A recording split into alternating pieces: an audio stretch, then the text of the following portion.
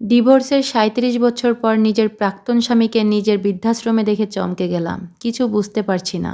এত বছর পর মানুষটাকে এভাবে দেখতে হবে কখনো কল্পনাও করিনি। লোকটা একপাশে গুটিসুটি মেরে বসে আছে। দেখতে বড্ড অসহায় লাগছে। নিজের মধ্যে সংকোচ করছে। তার সামনে যাব কি যাব না অনেকটা জড়তা নিয়ে শেষ পর্যন্ত তার সামনে গিয়ে দাঁড়ালাম। সামনে দাঁড়ানোর পরও লোকটা কোনো ভাবের পরিবর্তন হলো না। বুঝতে অসুবিধা হলো না যে সামনে থাকা মানুষটা চোখে দেখতে পায় না। ৩৯ বছর আগে পারিবারিকভাবে আমার সাথে বিয়ে হয়েছিল সিফাতের। বেশ ভালোই চলছিল আমাদের সংসার। যৌথ হওয়াতে পুরো পরিবার একসাথে থাকতাম। শান্ত স্বভাবের হওয়াতে সবার সাথে আমার সম্পর্ক খুব ভালোই ছিল।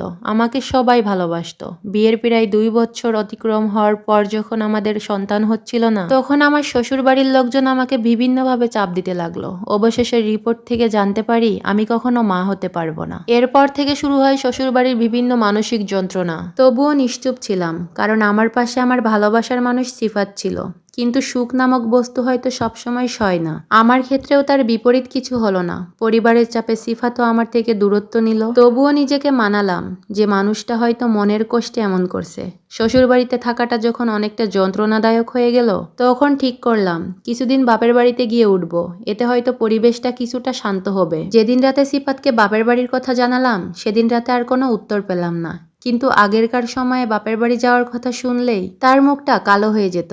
এবারে তার মধ্যে কোনো পরিবর্তন হলো না। বাপের বাড়ি যাওয়ার প্রায় ৩ দিন বাদে একটা কুরিয়ার এলো, যাতে লেখা আছে সিফাতের বিয়ের কথা আর আমাদের ডিভোর্সের পেপার। চিঠি আর ডিভোর্স পেপার হাতে নিয়ে আমার পুরো মাথা ফাঁকা হয়ে গেল। বুঝতে আর বাকি রইল না যে পুরো বিষয়টা বহুদিন আগে থেকেই পরিকল্পিত। শুধু আমার বের হওয়ার অপেক্ষায় ছিল।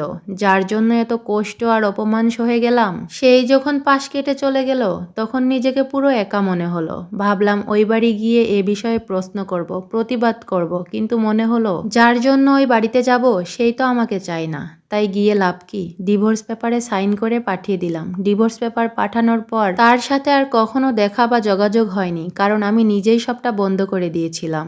ক্ষণে ক্ষণে মনে হতো আমার মতো নিঃসন্তান স্বামীত্যাগী মানুষের পৃথিবীতে না থাকাই শ্রেয়। কিন্তু একটা সময় বুঝতে পারলাম নিজের জন্য না হলেও অন্যর জন্য বাঁচতে হবে। নিজের মতো ভুক্তভোগী নারীদের জন্য বাঁচতে হবে। বাঁচতে হবে ওসব শিশুদের জন্য যারা পরিচয়হীন হয়ে বেঁচে আছে এই পৃথিবীতে। পেছনে ফেলে আসা মানুষগুলোর প্রতি আমার কোনো অভিযোগ রইল না।